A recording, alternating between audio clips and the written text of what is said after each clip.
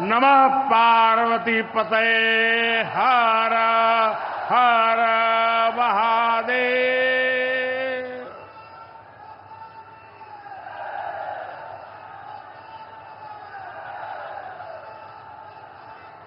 सावन के पावन महीने में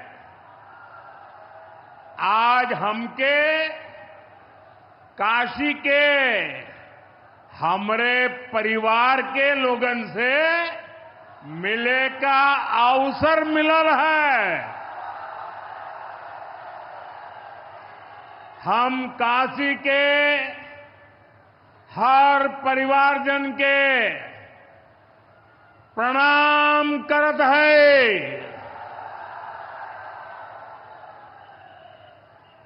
यूपी के मुख्यमंत्री योगी आदित्यनाथ जी,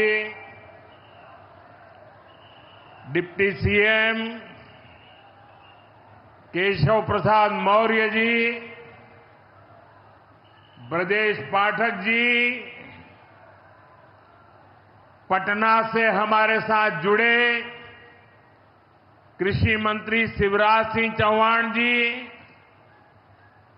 देश के अलग अलग हिस्सों में जुड़े हुए सभी आदरणीय मुख्यमंत्रीगण, गवर्नर श्री, मंत्रीगण, यूपी सरकार के मंत्रीगण, यूपी भाजपा अध्यक्ष भूपेंद्र सिंह चौधरी जी, सभी विधायक एवं जनप्रतिनिधिगण और मेरे प्यारे किसान भाइयों और बहनों, और विशेष रूप से काशी के मेरे मालिक जनता जनार्दन,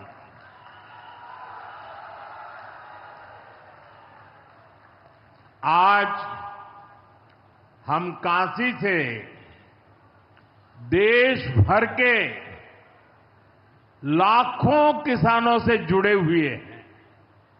सावन का महीना हो, काशी जैसा पवित्र स्थान हो और देश के किसानों के साथ जुड़ने का अवसर हो, इससे बड़ा सौभाग्य क्या हो सकता है।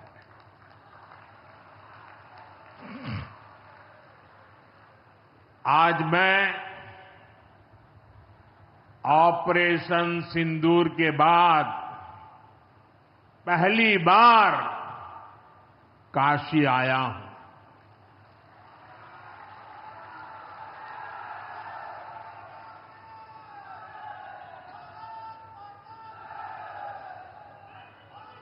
जब 22 अप्रैल को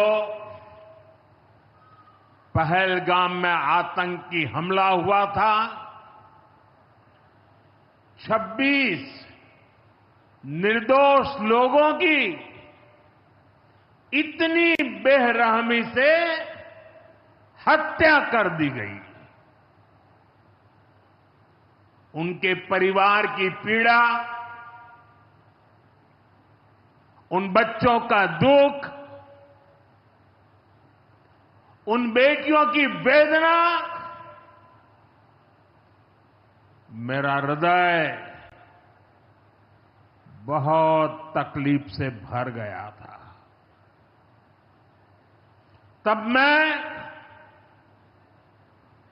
बाबा विश्वनाथ से यही मना रहा था कि सभी पीड़ित परिवारों को ये दुख सहने की हिम्मत दे। काशी के मेरे मालिकों, मैंने अपनी बेटियों के सिंदूर का बदला लेने का जो वचन दिया था,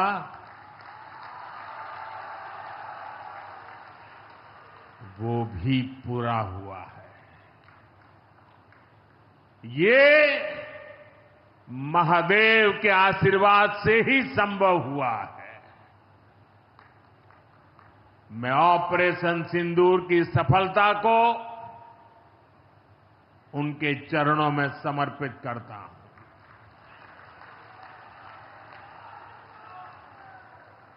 साथियों,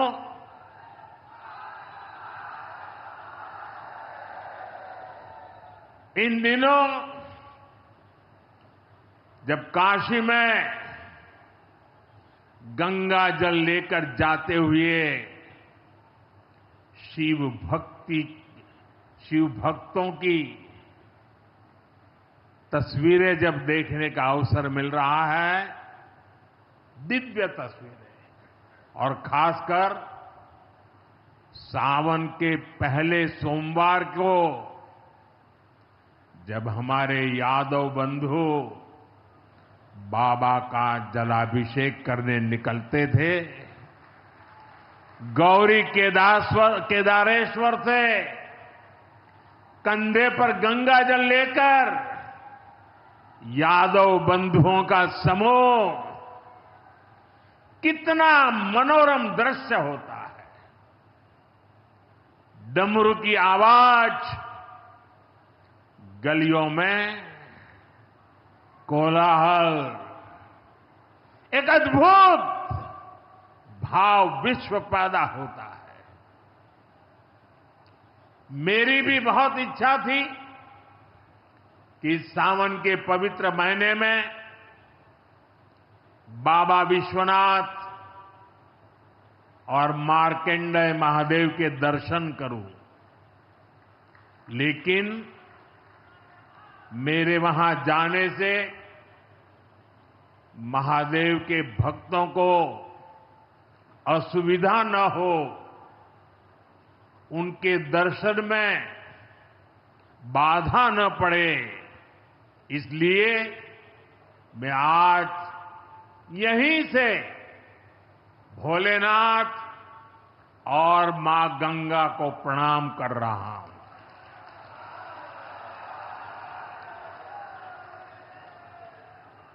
हम सेवापुरी के ई मंच से बाबा काशी विश्वनाथ के प्रणाम करत है।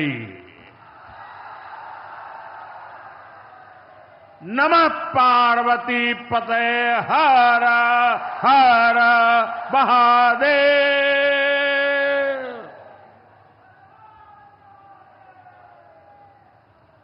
साथियों, कुछ दिनों पहले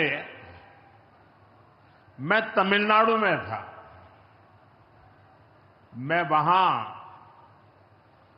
1000 साल पुराने एक ऐतिहासिक मंदिर गया था, गंगईकोंडा चोलापुरम मंदिर। ये मंदिर देश की शैव परंपरा का एक प्राचीन केंद्र है। ये मंदिर हमारे देश के महान और प्रसिद्ध महान राजा राजेंद्र चोल ने बनवाया था। राजेंद्र चोल ने उत्तर भारत से गंगा जल मंगवाकर उत्तर को दक्षिण से जोड़ा था। 1000 साल पहले अपनी शिव भक्ति और शैव परंपरा के जरिए राजेंद्र चोल ने एक भारत श्रेष्ठ भारत का उद्घोष किया। आज काशी तमिल संगमम जैसे प्रयासों के जरिए हम उसे आगे बढ़ाने का एक नम्र प्रयास कर रहे हैं। और मैं जब अभी गंगईकोंडा चोलापुरम गया तो मेरे लिए बहुत संतोष की बात है कि 1000 साल बाद आपके आशीर्वाद से मैं भी गंगा जल लेकर वहां गया था। मां गंगा के आशीर्वाद से बहुत ही पवित्र माहौल में वहां पूजा संपन्न हुई। गंगा जल से वहां जलाभिषेक करने का सौभाग्य प्राप्त हुआ। साथियों, जीवन में ऐसे अवसर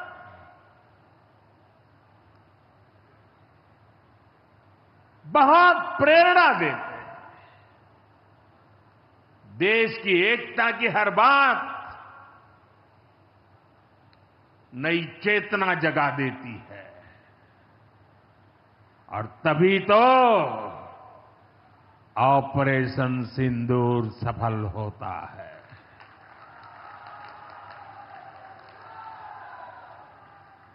140 करोड़ देशवासियों की एकता ऑपरेशन सिंदूर की ताकत बन जाती है। साथियों, ऑपरेशन सिंदूर जवानों के पराक्रम का वो पल और आज किसानों को प्रणाम करने का अवसर। आज यहां एक विराट किसान उत्सव का आयोजन हो रहा है। देश के 10 करोड़ किसान भाइयों बहनों के खातों में 21,000 करोड़ रुपए पीएम किसान सम्मान निधि के रूप में भेजे गए हैं। और जब काशी से धन जाता है ना, वो तो अपने आप प्रसाद बन जाता है।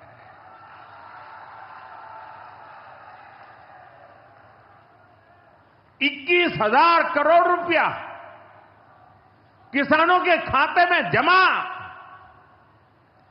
साथियों, आज यहां भी 2,000 करोड़ रुपए से ज्यादा की विकास परियोजनाओं का लोकार्पण और शिलान्यास भी हुआ है। बाबा के आशीर्वाद से काशी में विकास की अविरल धारा मां गंगा के साथ साथ आगे बढ़ रही है। मैं आप सभी को, देश के किसानों को बहुत बहुत बधाई देता हूं। अभी कुछ ही दिन पहले काशी में सांसद टूरिस्ट गाइड प्रतियोगिता भी आयोजित की गई थी।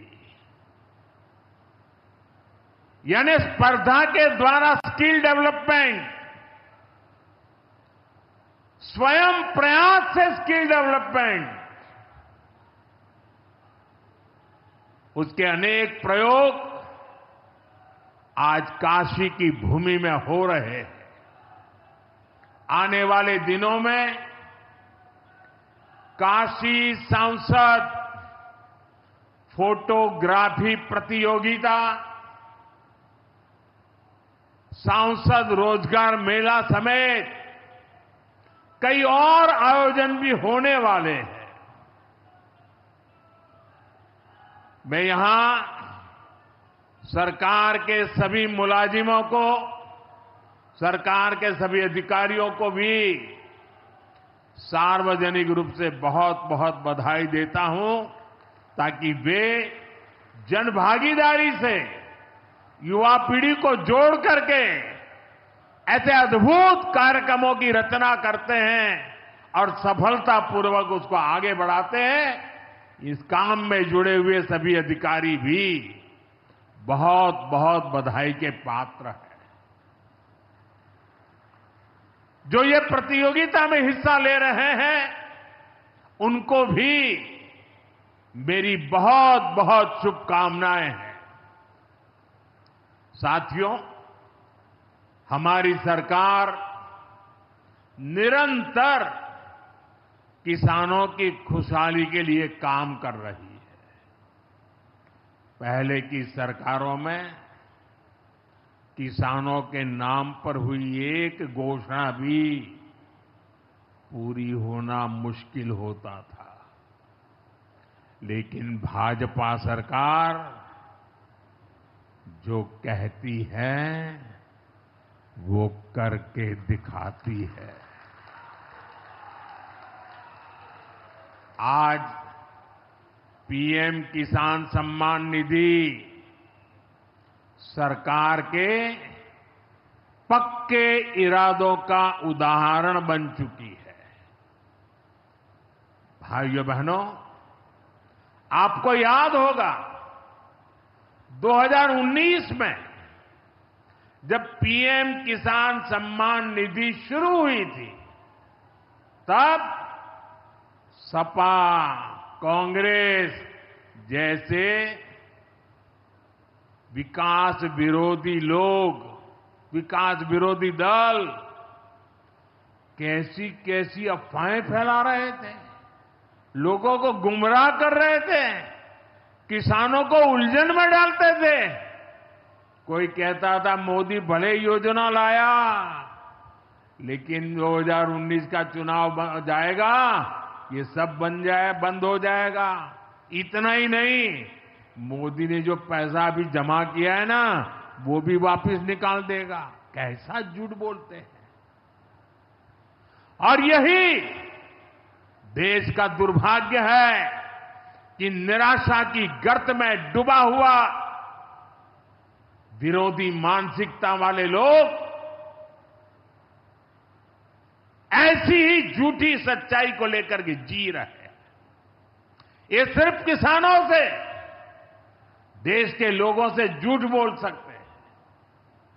आप मुझे बताइए, क्या इतने वर्षों में कभी एक भी किस्त बंद हुई क्या?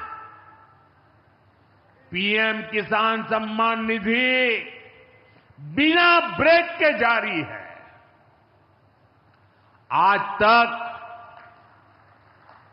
4.25 लाख करोड़ रुपए, आंकड़ा याद रखना, 4.25 लाख करोड़ रुपए किसानों के खाते में भेजे जा चुके हैं। जरा आप मेरे साथ बोलेंगे कितने? 4.25 लाख करोड़। कितने? कितने? कितने? और ये 4.25 लाख करोड़ इतने रुपये किसके खाते में जमा किए? किसके खाते में जमा किए? मेरे किसान भाई बहनों के खाते में जमा किए। यहां यूपी के भी करीब 2.5 करोड़ किसानों को इसका लाभ मिला है। यूपी में किसानों को इस योजना के 90,000 करोड़ रुपए से ज्यादा भेजे गए हैं। इतना ही नहीं, मेरी काशी के किसानों को भी करीब करीब 900 करोड़ रुपए मिले हैं।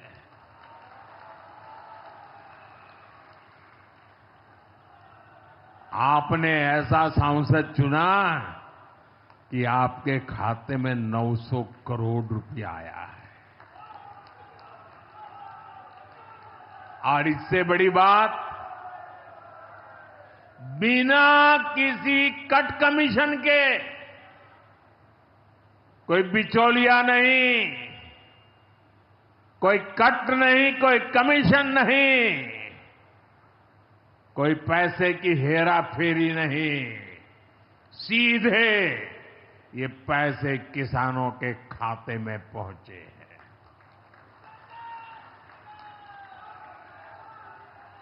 और मोदी ने ये परमानेंट व्यवस्था बना दी है। ना लीकेज होगी, न गरीब का हक छीना जाएगा। साथियों, मोदी के विकास का मंत्र है, जो जितना पिछड़ा उसे उतनी ज्यादा प्राथमिकता। जो जितना पिछड़ा उसे ज्यादा प्राथमिकता। इस महीने केंद्र सरकार ने एक और बड़ी योजना को मंजूरी दी है। इसका नाम है प्रधानमंत्री धन धान्य कृषि योजना। इस योजना पर 24,000 करोड़ रुपए किसानों के कल्याण के लिए, कृषि व्यवस्था के लिए, कृषि विकास के लिए 24,000 करोड़ रुपए खर्च किए जाएंगे। देश के ऐसे जिले जो पिछली सरकारों की गलत नीतियों के कारण विकास की राह में पिछड़ गए, पिछड़े रह गए, जो कृषि उत्पादन भी कम हो रहा है, जहां किसानों की आमदनी भी कम है, अरे कोई पूछने वाला नहीं था, उन जिलों पर प्रधानमंत्री धन धान्य कृषि योजना का फोकस होगा। इससे यूपी के भी लाखों किसानों को फायदा होगा।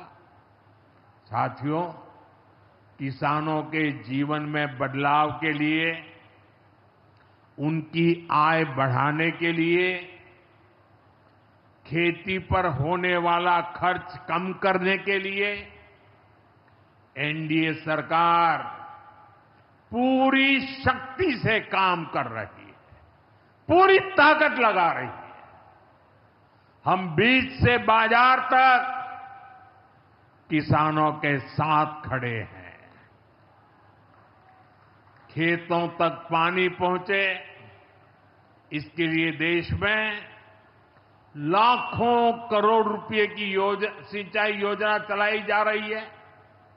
साथियों, किसानों के सामने एक बड़ी चुनौती मौसम की होती रही है। कभी ज्यादा बारिश हो गई, कभी ओला गिर गया, पाला पड़ गया।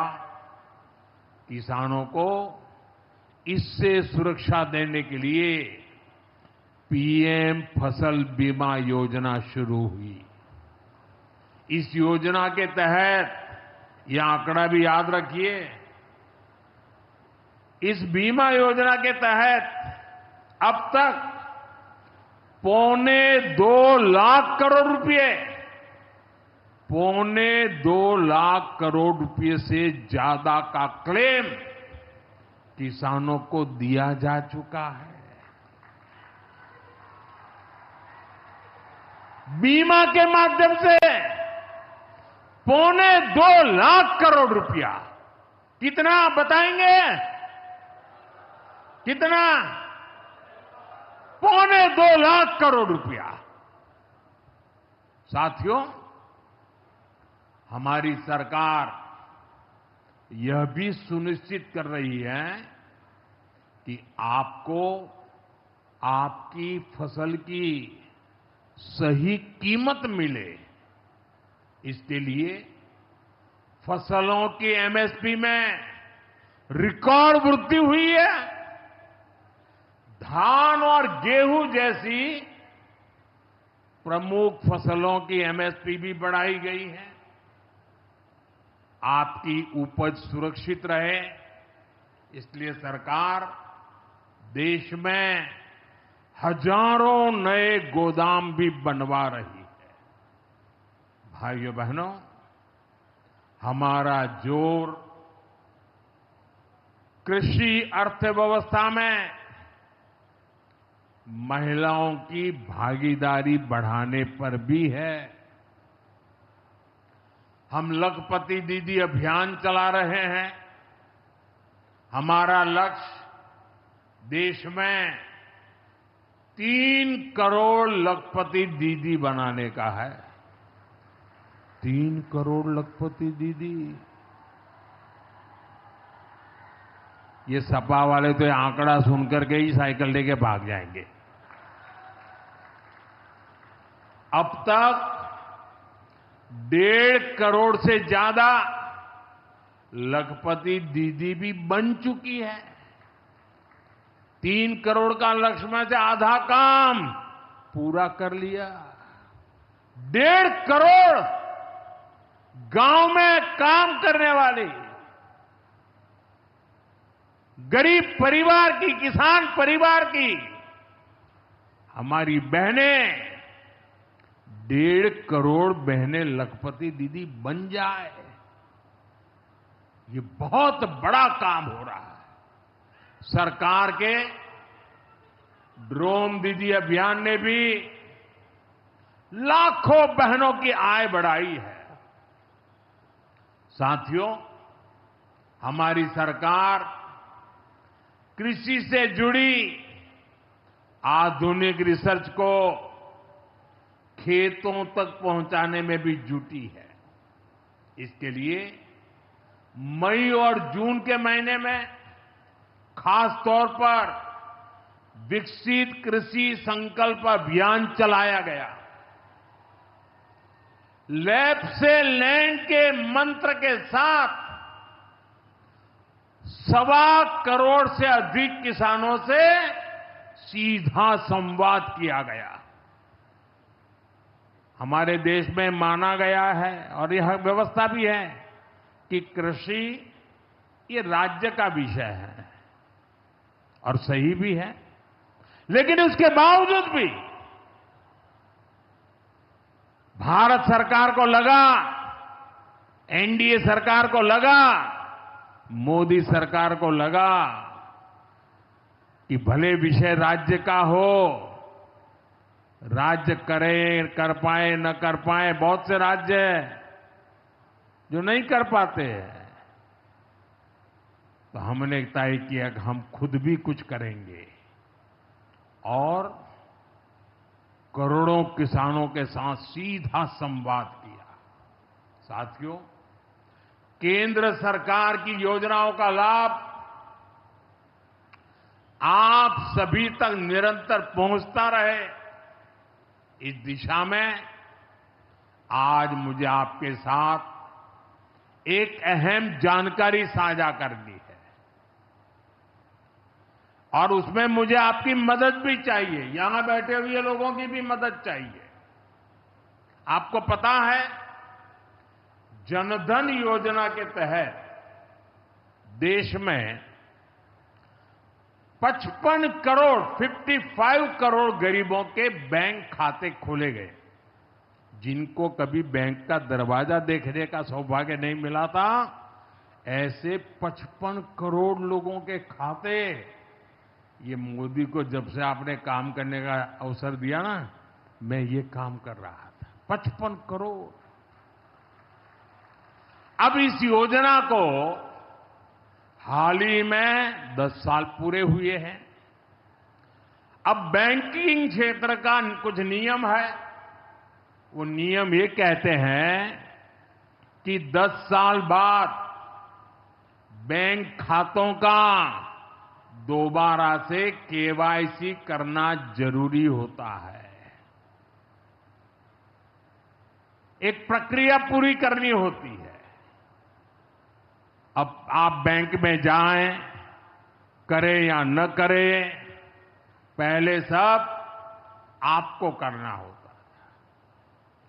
अब मैंने थोड़ा आपका भार कम करने का बीड़ा उठाया है, तो मैंने बैंक वालों से कहा कि लोग आएं, केवाईसी करें, अच्छी बात है, हमें नागरिकों को हमेशा जागृत रखना चाहिए, लेकिन हम क्या एक अभियान चला सकते हैं?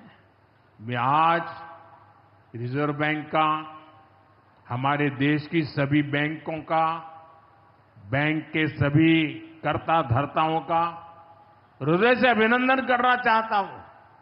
आज उन्होंने एक ऐसा काम उठाया है जो हमें गर्व से भर देता है।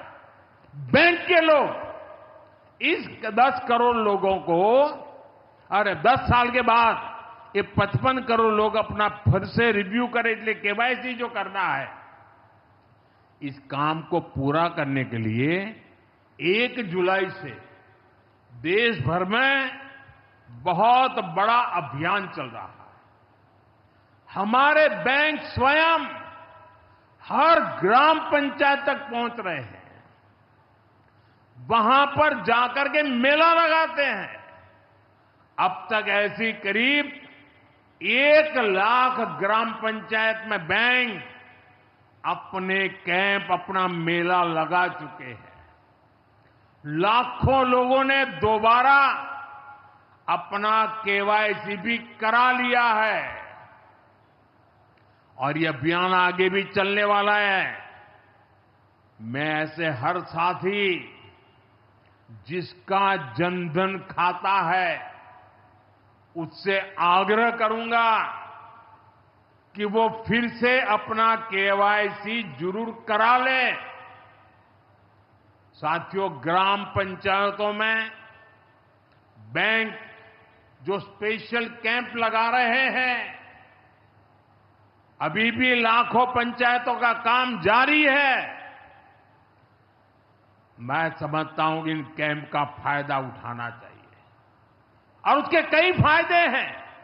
एक और फायदा भी है, इन कैंपों में प्रधानमंत्री सुरक्षा बीमा योजना, प्रधानमंत्री जीवन ज्योति बीमा योजना, अटल पेंशन योजना, ऐसी अनेक योजनाओं का रजिस्ट्रेशन भी हो रहा है। और ये बीमा तो ऐसा है कि एक चाय के खर्चे से भी कम खर्चा लग जाता है। ये योजनाएं आपकी बहुत मदद करती है। इसलिए बैंकों ने जो जितना बड़ा अभियान चलाया है, आप इसका बहुत फायदा लीजिए। पूरे देश के लोगों से मैं कहता हूं, आप इन कैंपों में जरूर जाइए। अब अगर आप अब तक इन योजनाओं से नहीं जुड़े हैं तो उनके लिए रजिस्ट्रेशन करवाइए और अपने जनधन खाते का केवाईसी भी कराइए। मैं भाजपा के और एनडीए के सभी प्रतिनिधियों से कहूंगा कि वो ज्यादा से ज्यादा लोगों को इस अभियान के प्रति जागरूक करें। बैंकों से बात करें कब कैंप कहां लगने वाला है, वो क्या मदद हम कर सकते हैं। हम सामने से होकर बैंकों के इतने बड़े काम में हाथ बटाएं, उनको मदद करें और ज्यादा से ज्यादा लोगों को, जहां भी कैंप लगता है उस इलाके के लोगों को इस अभियान से जोड़े। साथियों, आज महादेव की नगरी में विकास और जन कल्याण के इतने काम हुए। शिव का अर्थ ही होता है, शिव का मतलब ही है कल्याण। लेकिन शिव का एक रूप और भी है। शिव का एक रूप तो कल्याण है, शिव का दूसरा रूप है रुद्र रूप।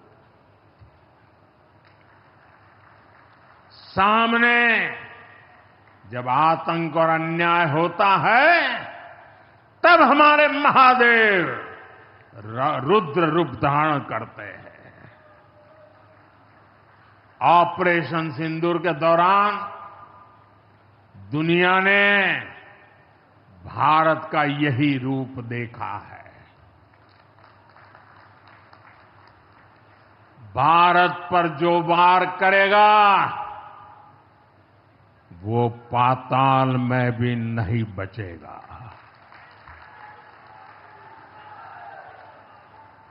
लेकिन भाइयों बहनों, दुर्भाग्य से ऑपरेशन सिंदूर की सफलता पर हमारे देश के कुछ लोगों को भी पेट में दर्द हो रहा है। ये कांग्रेस पार्टी और उनके चेले चपाटे, उनके दोस्त इस बात को पचा नहीं पा रहे कि भारत ने पाकिस्तान के आतंकी ठिकानों को तबाह कर दिया। मैं मेरे काशी के मालिकों से पूछना चाहता हूं, भारत की ताकत से आपको गर्व होता है कि नहीं होता है? ऑपरेशन सिंदूर से गर्व होता है कि नहीं होता है? आतंकियों के ठिकानों को नष्ट करने का आपको गर्व होता है कि नहीं होता है? साथियों, आपने वो तस्वीरें देखी होगी, कैसे हमारे ड्रोन्स, हमारे मिसाइल्स ने सटीक वार करके आतंक के हेडक्वार्टर्स को खंडहर बना दिया। पाकिस्तान के कई सारे एयरबेस तो आज भी आईसीयू में पड़े हैं। पाकिस्तान दुखी है, ये तो सब कोई समझ सकता है, लेकिन पाकिस्तान का ये दुख कांग्रेस और सपा से सहन नहीं हो पा रहा। उधर आतंक का आकार होता है, इधर कांग्रेस सपा वाले आतंकियों की हालत को देखकर रोते हैं। साथियों, कांग्रेस हमारी सेनाओं के पराक्रम का लगातार अपमान कर रही है। कांग्रेस ने ऑपरेशन सिंदूर को तमाशा कहा है। आप मुझे बताइए, सिंदूर कभी भी तमाशा हो सकता है क्या? हो सकता है क्या? क्या सिंदूर को तमाशा कोई कह सकता है क्या? हमारी सेना का पराक्रम और बहनों के सिंदूर का बदला तमाशा कहने की ये हिम्मत, ये निर्लज्जता, भाइयों बहनों, वोट बैंक और तुष्टीकरण की इस राजनीति में ये समाजवादी पार्टी भी पीछे नहीं है। ये सपा के नेता संसद में कह रहे थे, पहलगाम के आतंकवादियों को अभी क्यों मारा? अब बताइए, क्या उनको पूछ फोन करूं क्या? सपा वालों को मारूं कि ना मारूं? कोई मुझे बताए भाई, सामान्य बुद्धि से बताए, क्या आतंकवादियों को मारने के लिए भी क्या इंतजार करना चाहिए क्या? क्या उन्हें भागने का मौका देना था क्या? ये वही लोग हैं जो यूपी में जब सत्ता में थे तब आतंकवादियों को क्लीन चिट देते थे, बम धमाके करने वाले आतंकियों से मुकदमे वापस लेते थे। अब उन्हें आतंकवादियों के मारे जाने पर परेशानी हो रही है।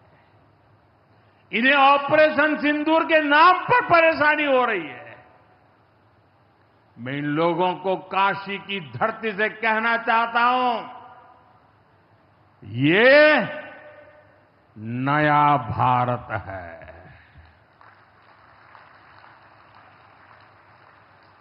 ये नया भारत भोलेनाथ को भी पूछता है और देश के दुश्मनों के सामने काल भैरव भी बन जाता है।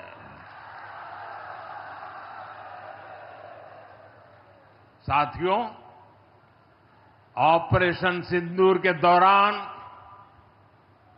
भारत के स्वदेशी हथियारों की ताकत पूरी दुनिया ने देखी है। हमारे एयर डिफेंस सिस्टम,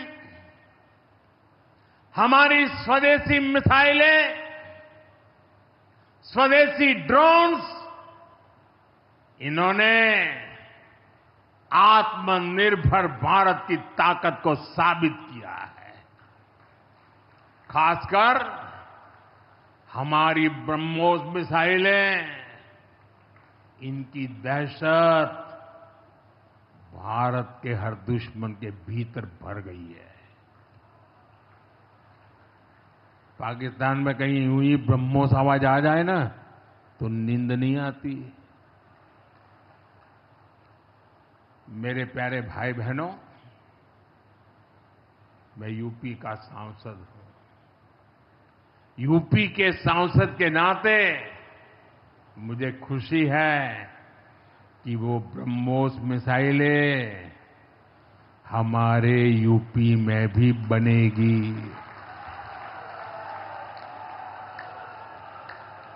लखनऊ में ब्रह्मोस मिसाइल की मैन्युफैक्चरिंग शुरू हो रही है।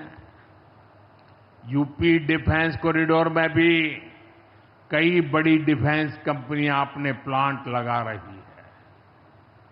आने वाले समय में यूपी में बने हथियार, हिंदुस्तान के हर भाग में बने हथियार भारतीय सेनाओं की ताकत बनेंगे। मुझे साथियों बताइए, जब ये आत्मनिर्भर सैन्य शक्ति की बात सुनते हैं, आपको गर्व होता है कि नहीं होता है? जरा पूरी ताकत से हाथ ऊपर करके बताइए, आपको गर्व होता है कि नहीं होता है? गर्व होता है कि नहीं होता है? बोले हर हर महादेव। अगर पाकिस्तान ने फिर कोई पाप किया तो यूपी में बनी मिसाइलें आतंकियों को तबाह कर देगी। साथियों, आज यूपी इतनी तेज गति से औद्योगिक विकास कर रहा है। देश और दुनिया की बड़ी बड़ी कंपनियां यहां निवेश कर रही हैं। इसके पीछे भाजपा सरकार की विकासपरक नीतियों की बड़ी भूमिका है। सपा के समय में यूपी में अपराधी बेखौफ थे और निवेशक यहां आने से भी डरते थे, लेकिन भाजपा की सरकार में अपराधी में खौफ है और निवेशक यूपी के भविष्य में भरोसा देख रहे हैं। मैं विकास की इस रफ्तार के लिए यूपी सरकार को बधाई देता हूं। साथियों, मुझे संतोष है कि काशी में विकास का महायज्ञ लगातार जारी है।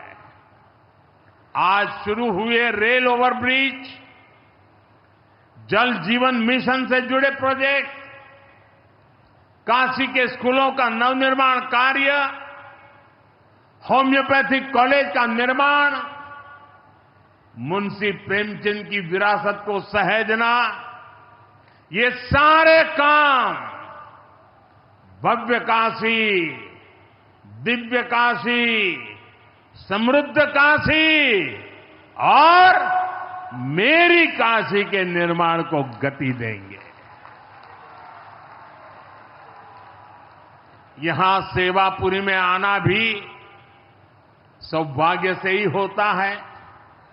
ये मां कालका देवी की ड्योढ़ी है। मैं यहां से मां कालका के चरणों में वंदन करता हूं। मुझे खुशी है कि मां कालका धाम का हमारी सरकार ने सुंदरीकरण कर उसे और भव्य बना दिया है। मंदिर तक आना जाना भी आसान हो गया है। सेवापुरी का इतिहास क्रांति का इतिहास रहा है। स्वतंत्रता संग्राम में यहां के अनेकों लोगों ने भागीदारी की थी। यही वो सेवापुरी है जहां महात्मा गांधी की कल्पना साकार हुई। यहां घर घर महिला पुरुष के हाथों में चरखा हुआ करता था। और सहयोग देखिए, अब चांदपुर से भदोई रोड जैसे प्रोजेक्ट से काशी के बुनकरों के साथ भदोही के बुनकर भी जुड़ रहे हैं। इसका लाभ बनारसी सिल्क के बुनकरों को भी होगा और भदोही के कारीगरों को भी होगा।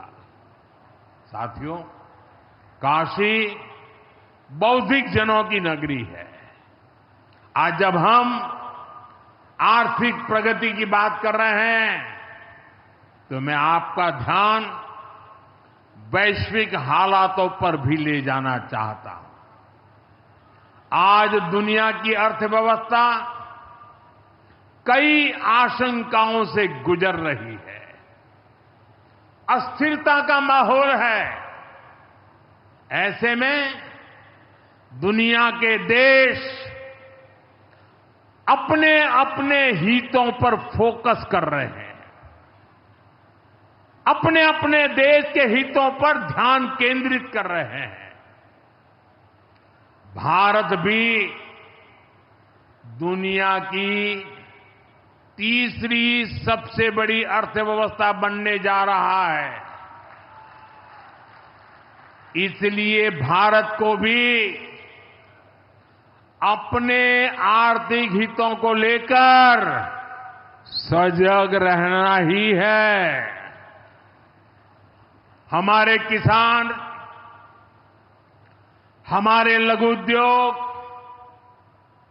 हमारे नौजवानों के रोजगार, इनका हित हमारे लिए सर्वोपरि है। सरकार इस दिशा में हर प्रयास कर रही है, लेकिन देश के नागरिक के रूप में भी हमारे कुछ दायित्व है। और ये बात सिर्फ मोदी नहीं, हिंदुस्तान के हर व्यक्ति ने दिन में हर पल बोलते रहना चाहिए, दूसरे को कहते रहना चाहिए। जो देश का भला चाहते हैं, जो देश को तीसरे नंबर की इकोनॉमी बनाना चाहते हैं, ऐसा कोई भी राजनीतिक दल हो, कोई भी राजनेता हो, उसने अपने संकोच को छोड़ करके देश हित में हर पल, हर बार, हर जगह देशवासियों के अंदर एक भाव जगाना होगा। और वो है, हम स्वदेशी का संकल्प लें। अब हम कौन सी चीजों को खरीदेंगे, कौन से तराजू से तोलेंगे? मेरे भाइयों बहनों, मेरे देशवासियों, अब हम कुछ भी खरीदें तो एक ही तराजू होना चाहिए। हम उन चीजों को खरीदेंगे जिसे बनाने में किसी न किसी भारतीय का पसीना बहा है।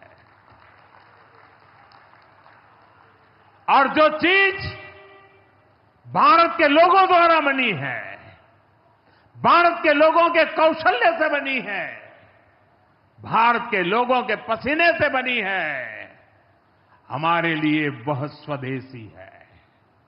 हमें vocal for local, vocal for local मंत्र को अपनाना होगा। हम संकल्प लें कि हम मेक इन इंडिया प्रोडक्ट्स को ही बढ़ावा देंगे। हमारे घर में जो कुछ भी नया सामान आएगा, मैं नए सामान की बात कर रहा हूं, हमारे घर में जो भी नया सामान आएगा वो स्वदेशी ही होगा। ये जिम्मेदारी हर देशवासी को लेनी होगी। और मैं आज मेरे व्यापार जगत के भाई बहनों से विशेष आग्रह करना चाहता हूं।